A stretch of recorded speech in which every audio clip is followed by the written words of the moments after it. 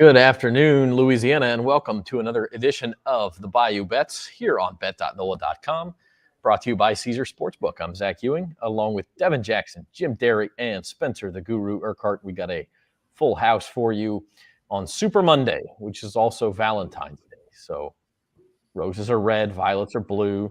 We made money on the Super Bowl, and we hope you did too. That's our message for you today.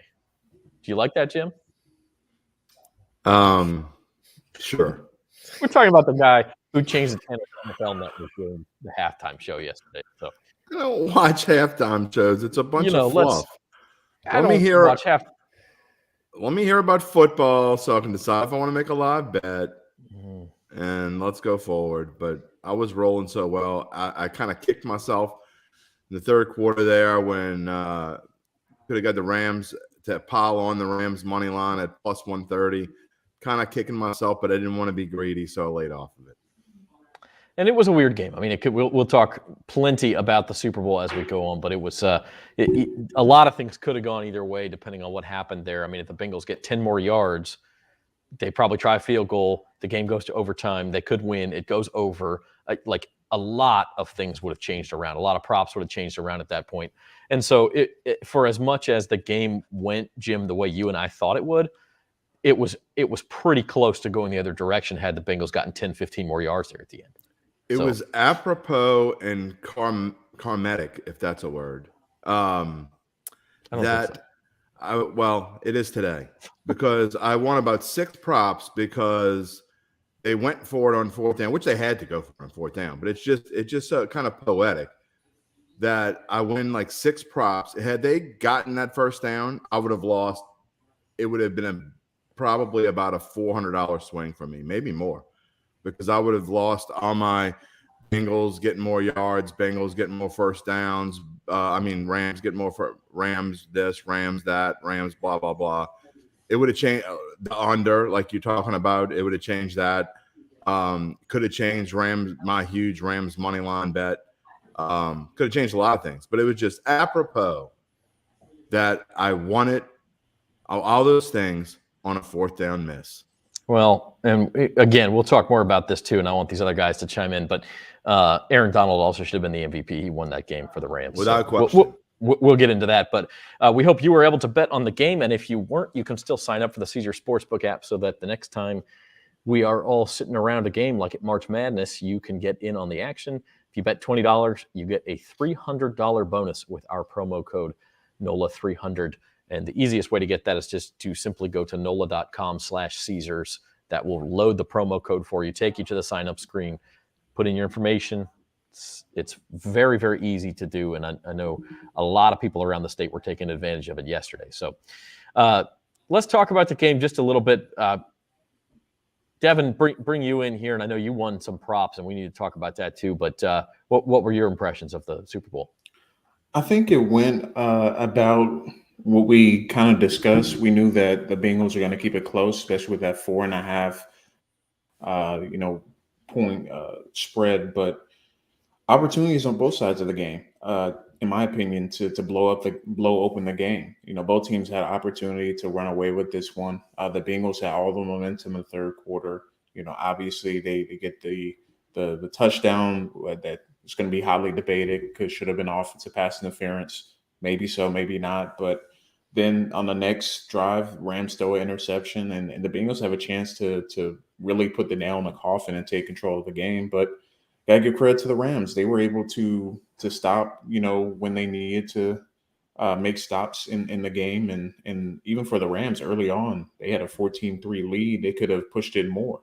Obviously, Odell going out of the game played a big part, but I think, both teams had opportunities to win. I think they both played exactly how they should have to win the game. The Bengals really started running the ball really well in the third and fourth quarter. And like I mentioned, I was surprised down the stretch of the game they didn't go back to Joe Mixon because he was moving the ball, helping them move the ball. I understand P. Ryan is the receiving back, but a lot of decisions on both sides I think will be looked back and questioned. But at the end of the day, the Rams made the plays when they needed to.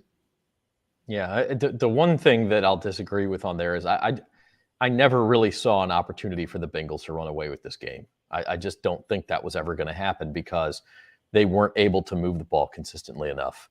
And so, if anything, the Bengals caught the majority of the breaks in that game between the dropped snap on the extra point, between the missed pass interference call, between the OBJ going out, and I mean they easily could have won the game with those breaks, and there were a couple of questionable calls on the game-winning drive by the Rams as well. But I just don't, the Bengals could have won the game. I don't see a scenario in which it was going to be a blowout unless it just started going crazy with turnovers or something. But I think the one of us who picked the Bengals against the spread was Spencer.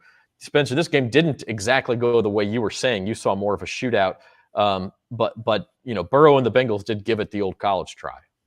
Oh yeah, they definitely did. Yeah, I was impressed by the effort, and early on it looked like he was staying upright, but just down the stretch the O-line really got exposed. It was tough to watch, especially there down the stretch there with Donald just destroying him and Von Miller. It just goes to show that they really need to beef up that O-line because that was really their only weakness. I mean, but it was such a glaring weakness that it ultimately cost them. Because I mean, he can have Chase, Higgins, all the fancy weapons, but if he can't protect Burrow, it's going to be tough. And it was a magical run for them. They damn near pulled it off. It was really close there. It was fun, but that just proved to be the difference. Though, if you can't protect Burrow, it's going to be an uphill battle. They've got to address that, or else there's no way to get back to the Super Bowl next year.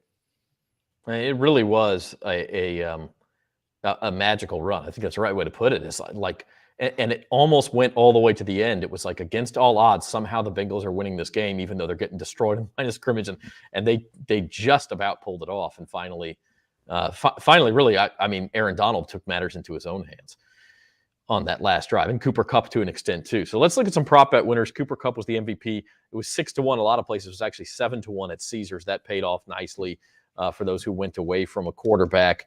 Again, I mean, I'm of the opinion that Donald should have won it. I think, unfortunately, and I'm a little biased. I took Donald at 40-1 live at the end of the third quarter to win the MVP. I think a lot of votes were probably cast before he made those two plays at the end of the game to seal the deal. I think that's one big problem with betting Aaron Donald is, are the voters going to see it the way that they should see it? Or are they going to see the shiny numbers, Cooper Kupp 2 touchdown catches, including the game winner, and just go that way? And that's what happened. Yeah, that's what it seemed like. And I'm sure after that moment, whenever they took the lead there, a lot of the voters probably, oh, boy, it's got to be Kupp. They probably just cast their vote at that point for him. And a fun fact about Kupp, he actually went under on his yardage prop. That was pretty wild that he had the big game but still went under on that. That just shows you how inflated that number was. Jim, I know the sharp money here was on heads, but that hit on the coin toss. I took Bengals winning the coin toss instead of that. And the reason why is because prior to this game, 7 straight losers. Whoever won the toss lost the game 7 times in a row. And I figure, why buck a trend? I think the Bengals are going to lose, so I picked the Bengals to win the toss. Ching! Hard hitting analysis there, but Ching! It worked. It worked. Speaking of having it working, Devin Jackson hit some monster props throughout the game, including OBJ as the first scorer. What was your strategy going in, Devin? I looked at some of the long shot odds. That was the first thing I did, and I thought about which ones could be the most realistic. And although it didn't happen exactly the way I thought it would, I did think, Odell Beckham scoring first seemed very likely in the Super Bowl, just based on the matchups, who would be on him. And, the Rams got a good matchup and he scored the first one. So I was a little surprised the odds were still high because when I did, it was plus 1,200. So, which is why I won pretty big on that. But that was a little bit surprising considering that, he essentially became the second option for Matthew Stafford in the playoffs. And, it just seemed to make sense just based on what the Bengals had defensively and just what was going on, especially early on in the game. Yeah. I mean, obviously that one paid off well. A lot of the yardage props were unders. One of the ones that went over was Jamar Chase receiving. He got that long catch on the final drive that put him over. But outside of, I think, T. Higgins was obviously an over. but the running backs and quarterbacks were under on just about everything. You see Stafford there was just barely under his yardage prop. Burrow under 1.5 touchdowns. Jim, you and I had talked about Burrow to throw no touchdowns was a good value at plus 850, and that was very close to hitting. I mean, we talk about the penalty. If the referees call that penalty on T. Higgins, and again, maybe the game goes differently then and Burrow ends up throwing more, but you at least have a chance to hit that plus 850 at that point.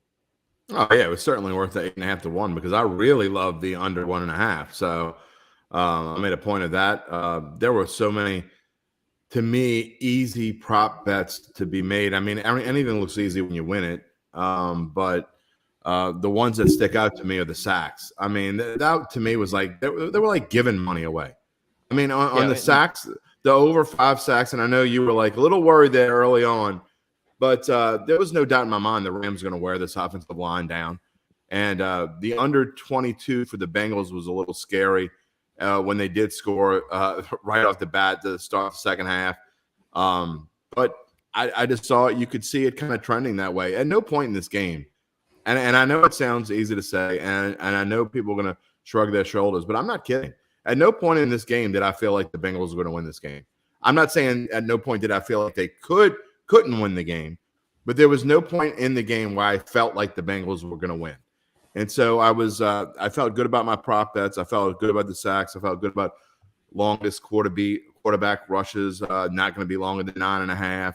There was one point where Burrow did kind of run and he slid, and if he didn't slide, he probably could have got another 5 yards if he wanted to take the chance, but probably better of him not to take the chance. But they're just not going to take a lot of chances running their quarterbacks in Super Bowl. So those numbers are inflated. He had only done it over 11.5, I think 3 or 4 times all year long. So there were a lot of, seemed to me, easy prop bets, and it kind of proved out that way.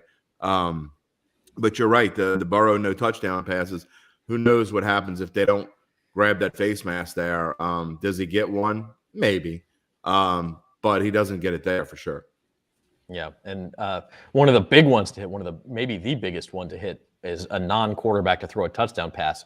That was Joe Mixon throwing the touchdown pass to T. Higgins. That was 15 to 1. For that to happen, I really like Rams more yards. I know that was juiced up a little bit, and they only got it by 8 yards. That was another one that could have flipped there at the end.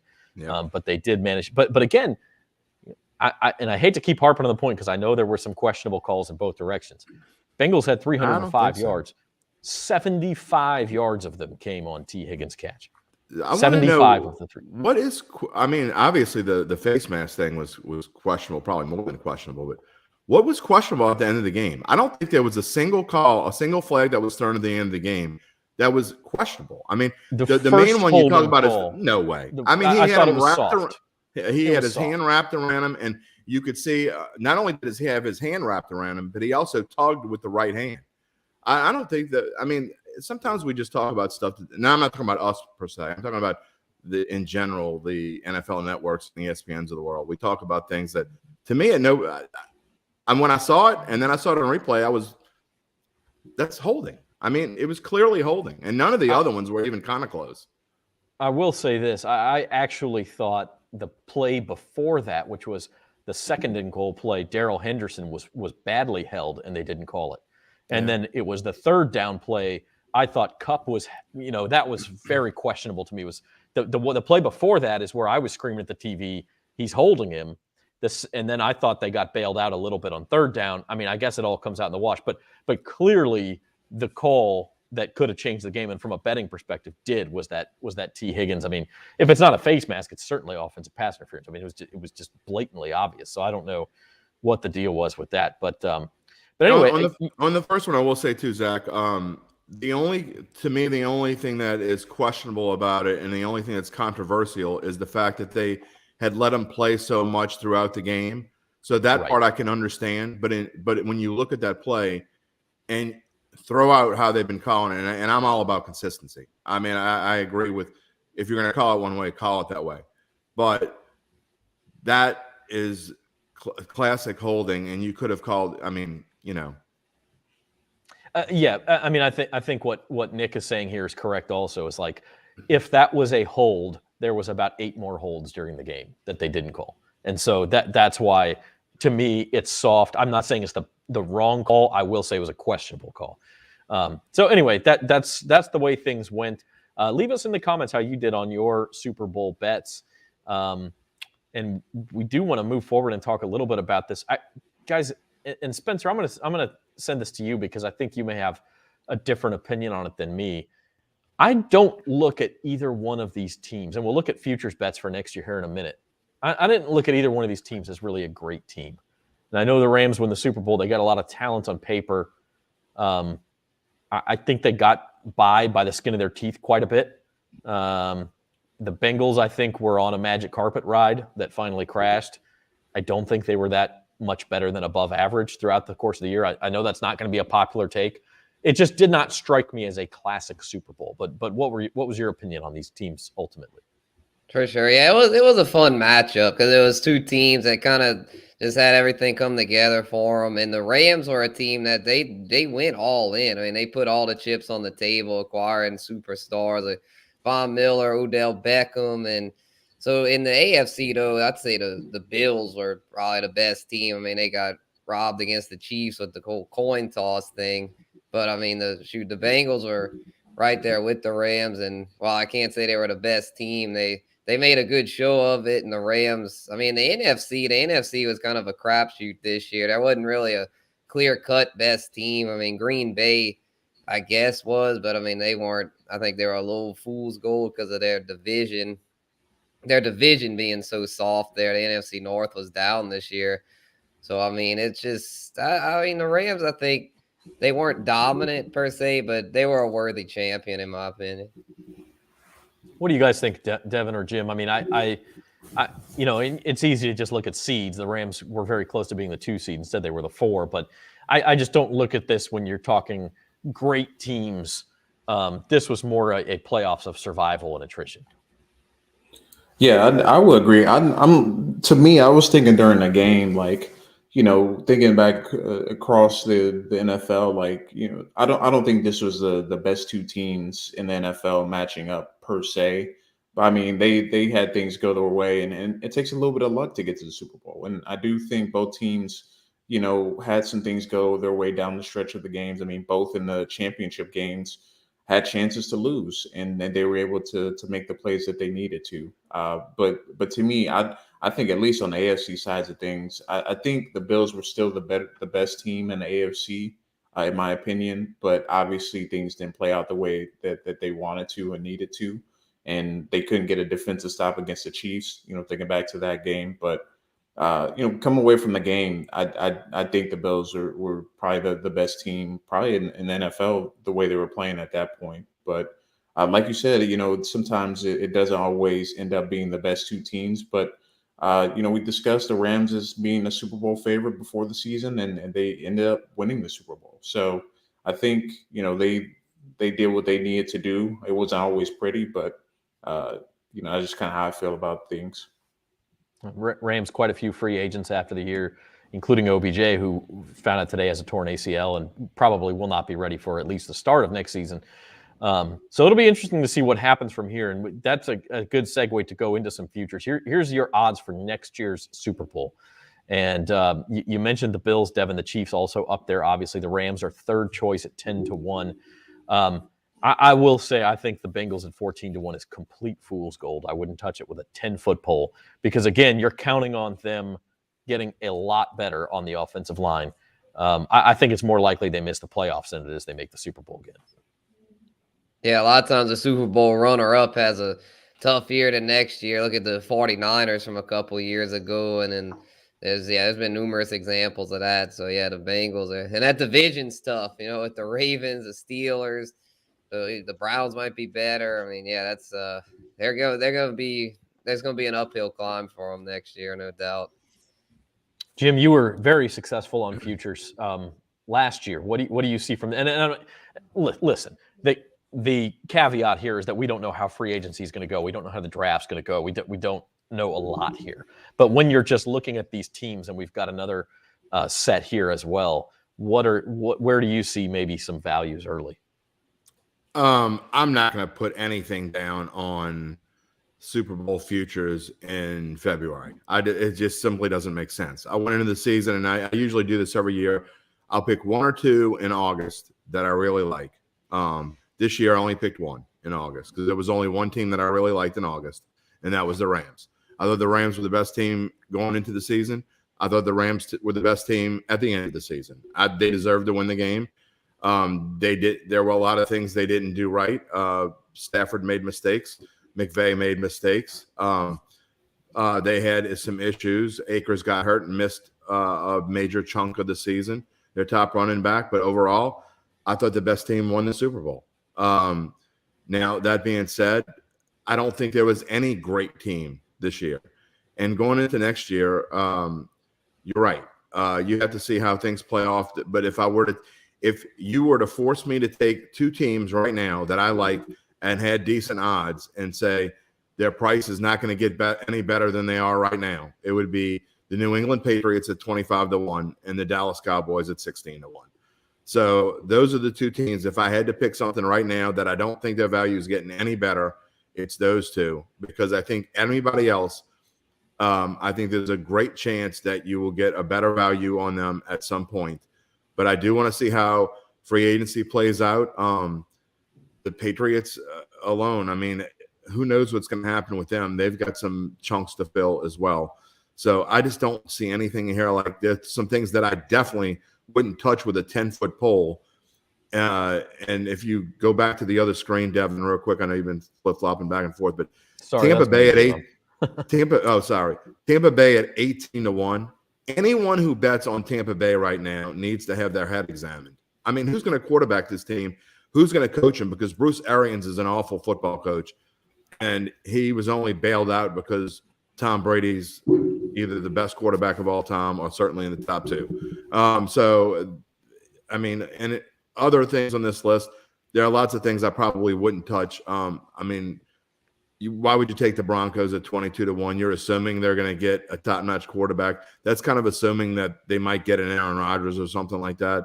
I'm just not putting any money on those kinds of teams, and I don't think the Ravens are going to win any Super Bowls with Lamar Jackson, but that's my own opinion. So the Titans, they show that they flopped away things, and I'm not betting on Ryan Tannehill either. So, well, the Titans are interesting, and you mentioned, I mean, the biggest single decision we're waiting on is Aaron Rodgers. And the one place I think you could see some value is if you have a pretty good idea of where he's going to go, and I don't know how you could, but if you think he's coming back to the Packers, that price of 15-1 is going down if Aaron Rodgers comes back. And they still have to find a way to sign Devontae Adams. Right. I mean, that's yeah. I mean, they're going to have to. And they're not going to keep all their whole running back group and core. They've got an old offensive line. I don't like the Packers, even if Rodgers stays next year. I just don't. But again, Zach, you talk about value. There's just not a lot of value to bet in February. There's no reason to bet on any of these in February. No, I agree with that. The Titans is the other one you mentioned at 20-1. Is that a good price with Ryan Tannehill? No. But if Aaron Rodgers goes to Tennessee and he's supposedly building a home outside Nashville, and so there's a chance. Well, I mean, if for some reason you feel strongly he's going to Tennessee, then yeah, they are a value at 20-1. But I don't know how you could feel strongly about that. So I don't know.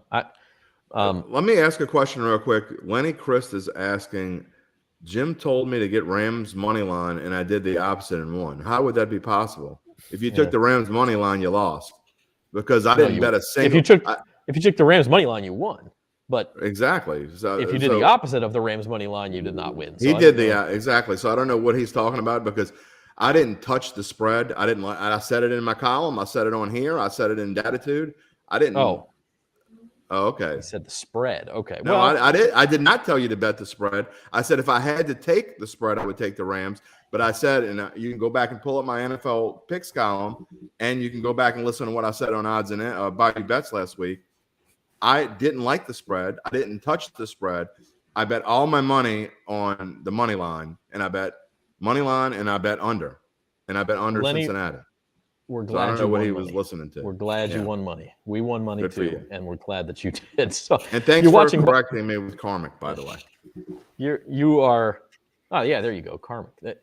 You're watching Bayou Bets here on bet.nola.com. We're brought to you by Caesars Sportsbook. We're wrapping up the Super Bowl and the NFL season. Obviously, as we look forward to free agency, we talk about those futures. Aaron Rodgers, a huge question. And then possibly related, probably not related question is who will play quarterback for the New Orleans Saints next year. You saw them at 35-1 on that list. They're actually boosted right now at Caesars temporarily to 40-1. Again, I don't know how you make that bet without knowing who the quarterback's going to be. But they are going to bring back a strong defense. We know that.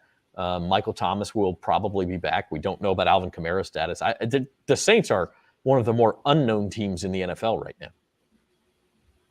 Yeah, definitely. A lot of question marks surrounding them.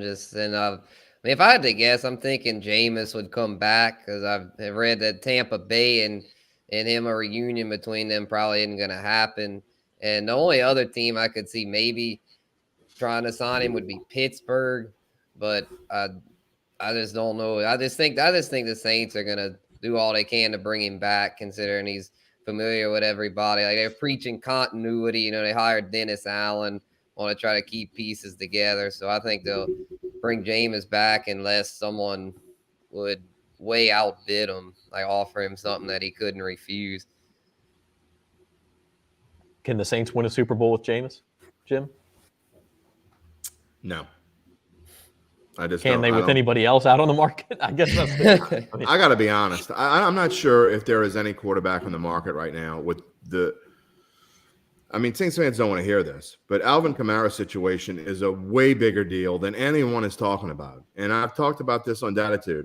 There is a legitimate chance that he doesn't play football next year. I'm talking legitimate. If he gets charged with a felony and is guilty, he's not playing football next year. And at the minimum, if he gets off of this thing and they do what celebrities do and find ways to get out of it, basically, he's still subject to probably a minimum of a 6-game suspension. And 6 games, your first 6 games without Alvin Kamara, we don't know what the schedule is going to look like. If this schedule's front loaded and they start out 2-4 or 1-5, there isn't a quarterback on the planet that's going to be able to bail them out of what they're going to need to be bail them out. So it's nothing against Jameis Winston. I just don't like the Saints next year. I think it's going to be a bad year. And whatever the under is, and I'm guessing it's going to be in the 8.5 range, I'm taking the under. I think the Saints going to have a losing season next year. I may change my mind in a couple months, but if I had to take that right now, I would certainly take the under. They have a lot of issues, and that's not even talking about their salary cap issues that they're going to have to fix and guys that they're going to lose. And they're going to do their best to keep its defense as intact as possible. But they've got so many holes to fill on offense. Quarterback's not the only problem they have. Yeah, the silver lining I see, though, is that the NFC South is horrible right now. Now that Brady's retired, I don't see Atlanta doing anything special, and Carolina, unless they could swing a trade for a QB, they're not too good. So, it's not that I'm all optimistic about the Saints, but the NFC South's just looking really rough right now. I might be able to sneak a division title, kind of like the way Washington did in 2020. You want to make an early bet, Zach? I don't know if these odds are up, but bet on the Panthers to win the division next year because they're not. All that's up is conference and Super Bowl, not division yet. So, well, I can tell you right now, if McCaffrey's healthy and they do just a couple things on defense, and I don't like Matt Rule at all, so that would be the one thing that would scare me away. But I think the Panthers could have. I agree with Spencer that the division stinks, but that's only 6 of your 17 games. You're talking about less and less importance when they keep adding games to the schedule. So 1/3 of your season basically is just shy of 1/3 is division games. You still got to play everybody else, and the Saints are not going to have an easy schedule next year, no matter how they work it out, including the game that they got to play, the extra home game that they're giving up to go play overseas.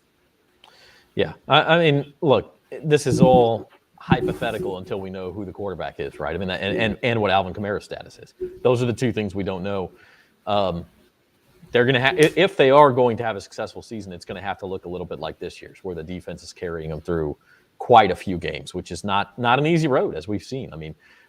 They were doing it toward the end of the year, but they went through that 5-game losing streak that ultimately cost them the season, and it was because they could not move the ball when they had to, and they were turning it over and putting their defense in bad spots as well. So we will talk much more about that. March is going to be a big month. Free agency starts, I think it's a month from yesterday. March 13th, I think, is the date that free agency starts. And then Kamara's due back in court March 6th. So we'll have a lot more answers here in about 6 weeks, what the Saints will look like. And we will talk about that throughout the offseason In the meantime, there are plenty of other sports going on, of course, and we're going to talk about those all year too. We're here with you. Yeah, we're here with you.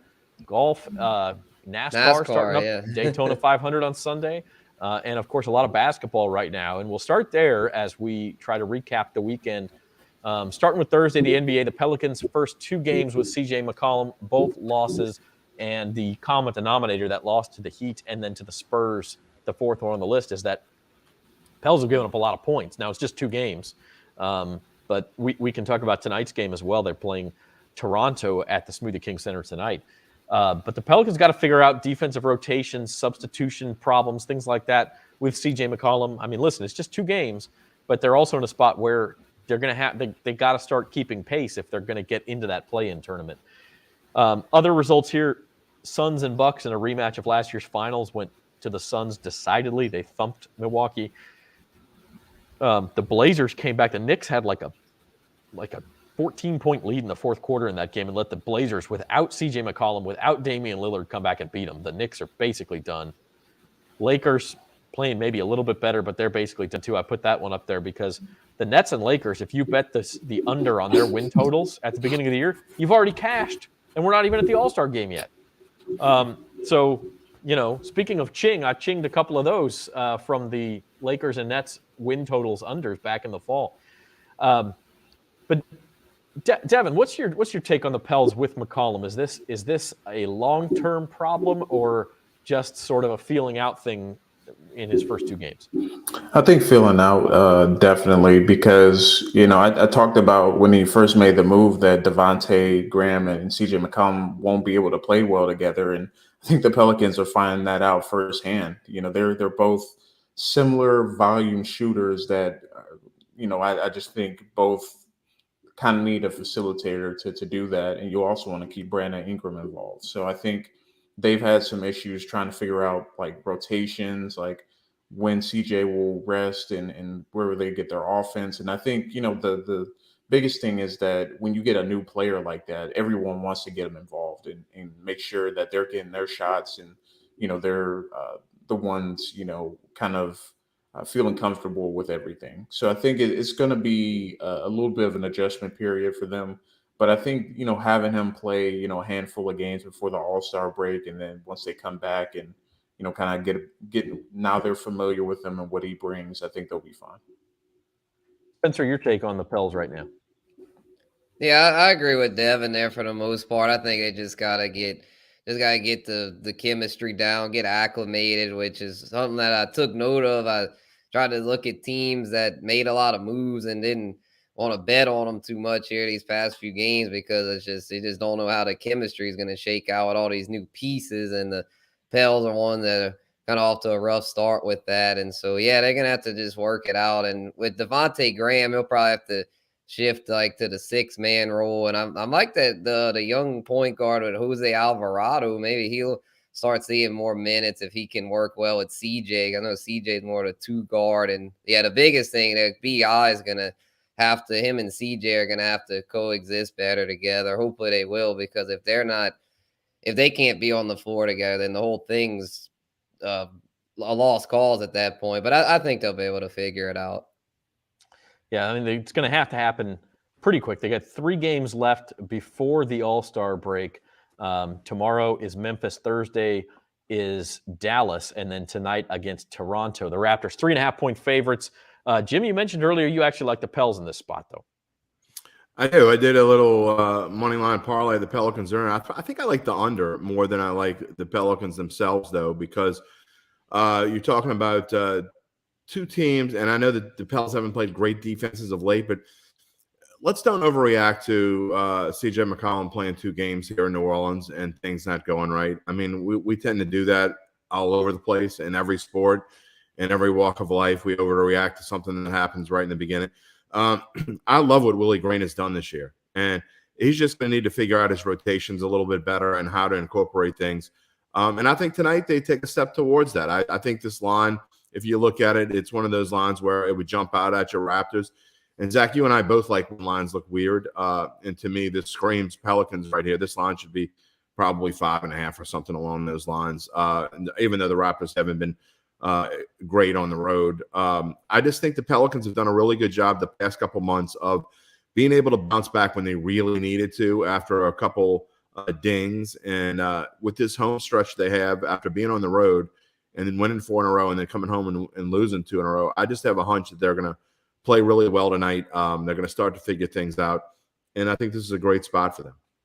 They played in Toronto about a month ago, and Toronto won that game by 4. So if and obviously that's a different Pelicans roster, but it goes to show you they can be competitive, certainly.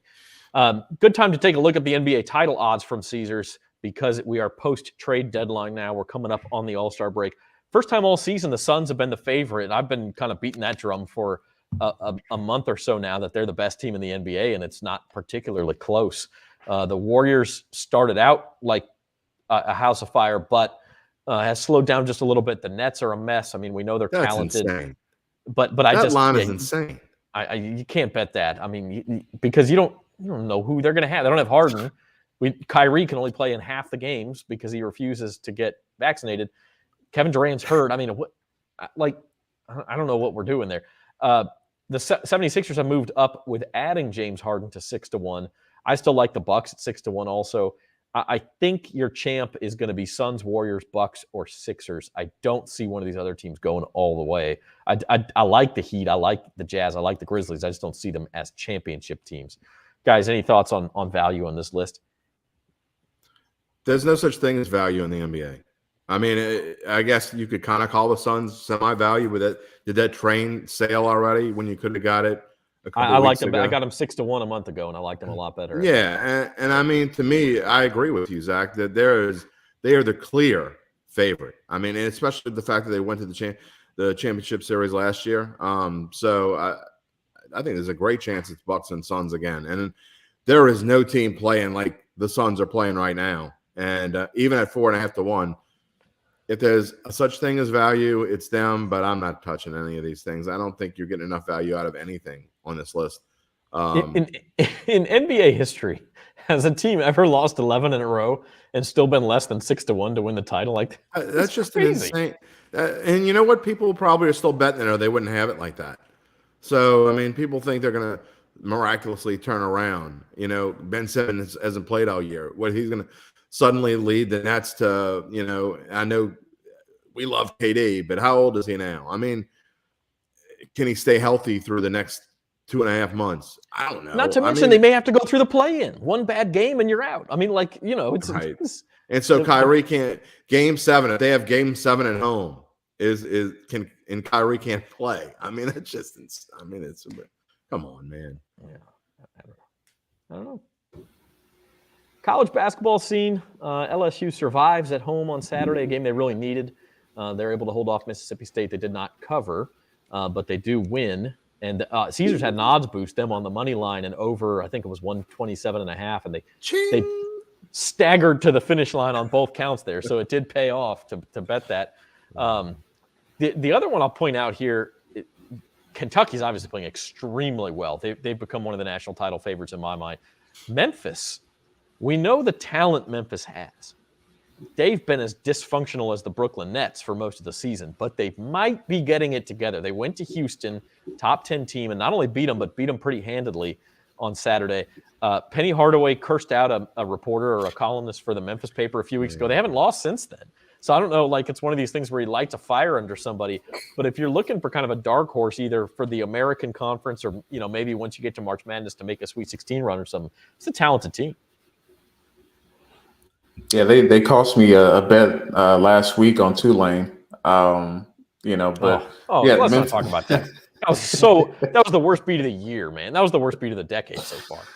Yeah. So, but yeah, Memphis is really talented. They play really well over the last month or so, and you need to start playing your best basketball at this time of the year. You know, February and heading into March is the big time, and you know, Memphis. I mean, you know, it's been a while since they made the Sweet 16, you know, Elite 8 run, but you know, they definitely look like a legitimate threat to make some noise in the tournament this year. Old folks like me want to know when Little Penny's coming back. Oh man, do you remember Little Penny? I've heard of it. Go YouTube it. I mean, I know who you're talking about, but I can't I can't say he's coming God, back I'm anytime old. soon. Yeah, you are. College basketball championship odds. These are always tough for me because you don't know how the tournament field's going to shake out. I mean, Gonzaga is pretty clearly the best team in the country. They took back over number 1 from Auburn this week. But what if they get thrown in the same region as Arizona or Purdue or Duke or somebody where you're like, man, it's going to be tough for them to even get to the Final Four? Like, without seeing the bracket, it's difficult to bet here. I do have a little bit of stake in Arizona. I think I got them at 16-1. They're down to 11-1. I do like them. I don't know, guys. You see anything here that interests you at this point? I got Duke at 13-1 before the season. I'm telling you, Coach K, Hollywood script. Refs are going to be anything that's close. Calls. He's going to get tons of calls. The NCAA would love to see Duke win the national championship here. I still think they're a decent value at 12-1. When they're hot, they're certainly as good as any team on this list, including Gonzaga or Auburn. I do like Kentucky at 10-1, but I will say this: I still have this like sneaky suspicion that one of those Baylor or Kansas is going to make a run. And we saw what happened with Baylor last year when they got hot. Man, they couldn't be beat. Mighty Gonzaga couldn't derail them, although they spent so much time and energy beating UCLA. I think it took a lot of them out in the national championship game. But there's a little bit of value down there, and that's why college basketball is so much better than the NBA and so much more fun to watch. I mean, listen, it's tough to you talk about that Gonzaga UCLA game taking energy out. I mean, again, you don't know. UCLA was an 11 seed last year. They weren't even supposed to be there. There is no way you could have predicted that's what would cost Gonzaga in a matchup with Baylor. Like, you just can't. Right. You can't predict those things. I will say, you make a good point about Duke. I don't love their defense, but they're going to play that Coach K man to man. And if there is a little bit of refs, oh yeah, Coach K, we know you're playing solid defense. This is your last run, and you get away with just that 10% more. Maybe that's enough to win some close games in March. So you make a good point there. Other sports going on besides basketball, we mentioned golf. Here are your Genesis Invitational odds. Jim, you and I got a tip from Uncle Big Nick and hit Scotty Scheffler last week, 25-1. Oh, don't swell his head anymore. But he deserves it. He deserves it. You know what he deserves? I'm not going to say that on the air. All right. Well, we got an interesting comment on the Saints quarterback situation here too, which I'll get to in a minute. But this is another loaded field here in LA next week. Dustin Johnson, Colin Morikawa added to sort of the guys who were there last week. Rory McIlroy. Again, golf is one of those things where you got to take a couple of shots and see what happens. Yeah, for sure. And you got to be careful not to take too many shots. I kind of got to say, there he goes. He'll hush. You have to kind of, obviously in golf, you have to get a little lucky. And we got lucky with Scotty Scheffler because Cantlay couldn't make big putts when he absolutely needed to yesterday. And, it was almost like neither guy wanted to win in playoffs. Schauffele missed an eagle putt by like an inch on 17 that would have put him in the playoff too. So. I'm not going to get on Xander at all, but whatever. Willie Z. I like Willie Z at 25-1 thanks to Uncle Big Nick. That's one of the ones he likes this week, and I think that is a good spot for him. He has been right on the cusp there late last season, now I say early this season because this season started in October, but even some of the big ones last year, Willie Z was right on the cusp. I like him at 25-1, but again, don't bet too many of them. And I made that mistake last week and got bailed out with Scotty. I think I had like 10 outrights and realized after I'd done it. Now, luckily, Scotty Scheffler was my big one, and I only put like 5 or 10 on the other guys. I had Scotty Scheffler $40 at 25-1. Pretty happy with that one. But so that was what I would suggest. You take the one you like the most. Maybe you put a little bit extra on them, and then the other guys, you just put 5, 10, 15 somewhere in there. But limit it to 5. Yeah, it becomes tough. And then Spencer, one of the reasons I wanted you on this show today too is because the Daytona 500 is coming up, and you are the NASCAR guy, and so NASCAR is similar to golf, not quite as many long shots out there because you don't have 130 guys in the field. You've only got 40. But when you look at the Daytona odds here, first of all, how do you go into a NASCAR race betting? Explain your philosophy. And second of all, who do you like in Daytona this weekend? All right, yeah, it's tough for Daytona because it's a track that has what they call pack racing. You know, all the cars are real close together, so it makes it tough to know because there's a lot of guys that are unknowns that can win it. Like pretty much all these guys on the board have a chance to win it. So I mean, it's tough to say who the best values are. But in a deal like this, I tend to go with the more experienced drivers. So I'd say like Kyle Busch at 15-1 is a good value. Kevin Harvick at 18-1, good value. You know, they both won at this track before. Both are NASCAR champions. Also, Martin Truex Jr. at 20-1. They're just it's tough, but they're guys and they're in good equipment too. You also got to look at what kind of cars they're driving. They all drive for some of the top teams in I mean, it's tough. Denny Hamlin is the guy that's won it the most out of anybody in the field, but I'd probably stay away from him because while he is good at this track, I just don't see the value there. I don't see where he's that much better here than a Kyle Busch or Kevin Harvick. So I'd say stick with the more experienced drivers, but try to find some value. Don't necessarily go with the guy that's won the race multiple times because it's a race that's, in all honesty, kind of a crapshoot because all the cars are so close together there. It just kind of comes down to a lot of times who can stay out of trouble at the end. Daytona is one of those races where, as sort of a casual auto racing fan, every couple of years somebody will win it. And you'll see the headline. You'll go, who? Who is that? It's like, because not one of the races where you want to pick the favorite, and that's similar to golf as well. The favorite is rarely the place where the value is. I'll make a bet, Zach. I'll bet all three of you know more about auto racing than I know. I know a little something NASCAR. I know no doubt NASCAR.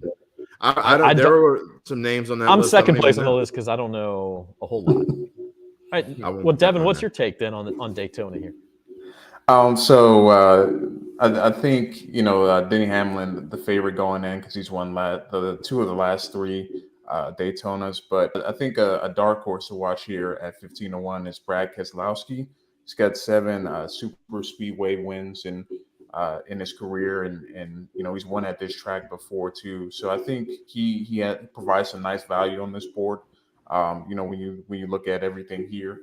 But I would probably go Keselowski if you were going to put down a bet, as a long shot. But, can't count on guys like Chase Elliott, Joey Logano. Both have won multiple races over the last few years. But I think Keselowski is the one to watch in this one.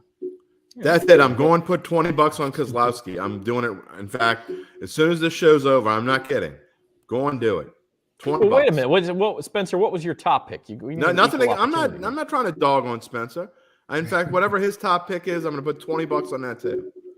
Spencer, you say Kurt Busch was or Kyle Busch? Kyle Busch. Okay. Yeah, the one thing with Keselowski, I mean, he's good on the super speedways, but he's switching teams this season. He's switching from Penske to Roush Racing, and the Roush the past few years hadn't been as strong as Penske, so that's the only reason why I'd be a little wary of Keselowski.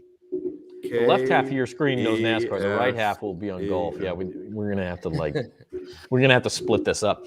But anyway, the point is here on Bayou Bets, the rest of the year, football season is over. We're still here for you. We're going to talk some golf and NASCAR each and every weekend. We're going to talk basketball until that's over. Hopefully, we'll have some baseball to talk. I actually encourage people, go look up Joe Sheehan on Twitter. He's a longtime baseball writer, one of my favorites. He used to write for Sports Illustrated. And he writes a newsletter that you should subscribe to. But today he's got a free one calling for Major League Baseball to end the lockout because people don't really think about this in these simple of terms. But Major League Baseball could go in and say, we are lifting the lockout and therefore playing the 2022 season under the terms of the old CBA while still negotiating a new CBA. They can do that. Now the question would be, if they did that, would the players say, no, then we're going to go on strike? I don't know if that's the case or not. But the owners could end it, continue to negotiate, and still give us baseball.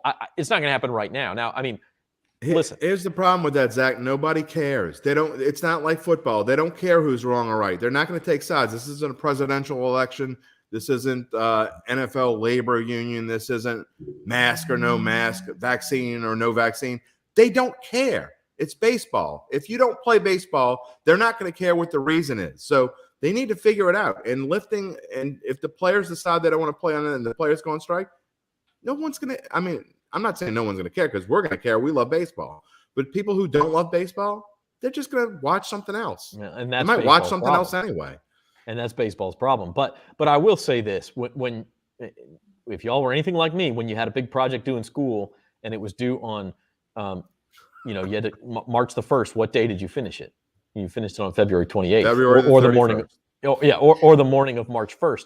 Like you know what I'm saying? And so spring training was supposed to start Wednesday. It's not going to start Wednesday, but the drop dead date for them to start spring training and still start the season on time is right around March 1st. And so if there is going to be a deal, it's going to happen like February 28th or March 1st. So stay tuned. We're still a couple of weeks away from that date. And so I think at that point, the negotiating will get a lot more serious. And it's frustrating to watch, but I do think that that's the case, and we'll see what happens. When they come back, bet a lot of overs. The pitchers won't be ready. Yeah, you may be right about that. That'll be a whole nother discussion. I hope like hell that we have some fantasy baseball shows in March, and we're talking fantasy World Series futures and all of that sort of stuff. So we'll see. But in the meantime, we do have golf, we do have NASCAR, and of course we've got basketball as well to fill our sports betting palettes with. Encourage you to get in on the action if you haven't already. Go to NOLA.com/Caesars. Get your $300 bonus. Bet 20, get 300. You can go to NOLA.com/Caesars, or you can just go to the Caesars app and put in the promo code NOLA300. Same thing. You'll get that $300 bonus. So encourage you to do that here on Bayou Bets. Let's see. I did want to get back to this. Tim, if you're still watching, Tim, I like Ian Book. If the Saints go with Ian Book, that's them choosing to not compete next year. I'll put it that way. You forgot to put Uncle Big Nick's. He's got the best comment he's ever had on this show. Oh. I mean, that's literally the best. That is the best comment Uncle Big Nick has ever put on this show. Big Media League. Yeah, sure. I'll tell you. Big Media League. I've been in it for 20 years. I won it 6 times. No big deal. Last year. No big deal. Well, hopefully there is a season to be had this year. All right. Final thoughts on Bayou Bets on this Super Bowl Monday. Spencer.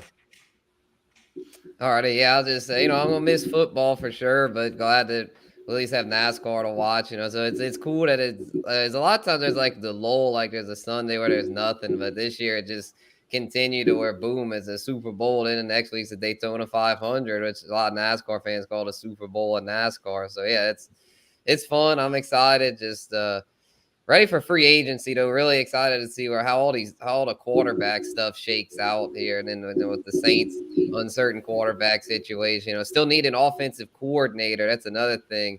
That's a big elephant in the room. Still need to decide on who the play caller is going to be next year. So yeah, I'm excited to see how all this shakes out. Devin Jackson, final thought on this Monday. Yeah, football being gone, it's not great, but we got March Madness coming up. I'm probably more excited this year than any other year of March Madness because, I actually have been keeping up with college basketball over the last couple of weeks and not just being fully into football. So excited for that to get started up. All-Star Weekend, Daytona 500 this weekend as well. So a lot of things happening this week. So it should be a good week of sports action that, is going to lead to a really fun March Madness in a few weeks. Jim Derry. Got a promo Datitude. It's going to be a big week for Datitude. It's out of 2 different people. I'm not exactly sure. My guess is tomorrow, but it's episode number 56, which just so happens to be episode 56, the first show after Super Bowl 56. We're going to be reviewing the Super Bowl. It's going to be one of 2 people I need to make sure it's going to be. Who knows? I might move Uncle Big Nick to Tuesday so we talk about golf. But the big one is on Friday, episode number 57. Who would be better, Saints fans, to have for episode number 57 than number 57 himself? Ricky Jackson is going to be on the show on Friday, and I'm really looking forward to that. And I think Devin Jackson might make an appearance. I said if Spencer was right and the Bengals won, it would be Spencer the Guru on. But Devin Jackson was right. The Rams won, and so we're going to have Devin Jackson on. And it's going to be tough to follow Ricky Jackson. But I am excited about Data 2 this week before we take a little mini break. I am going to go on vacation for Mardi Gras, and then it's going to be fun because then you're going to be gone forever, Zach, and we're going to have fun without you. So it's going to be, after this week, it's going to be like 5 weeks just kind of mixing and matching.